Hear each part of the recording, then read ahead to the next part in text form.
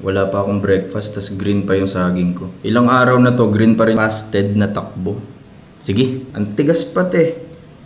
Hindi pa to pwede talaga. Day 15 na yata ngayon. May mga napapanood akong tumatakbo. Pinagsasama nila yung takbo nila, pati yung leg day nila. Try ko yun ngayon kasi galing ako rest day kahapon eh. Yung rest day ginagawa ko minsan na para manggigil ako, para exercise na exercise ako. Kasi gustong gusto ko talaga nagpapapawis eh. Pagka rest day ko, although aware akong essential ang rest day, pero parang nanginginig ako, parang gustong gusto kong magpapawis pa rin. Pero yun, gawa nang galing akong rest day, palumpalo ako ngayon. So itatry ko, gayahin yung mga napapanood ko. Same day yung takbo nila, pati yung leg day. Tignan natin.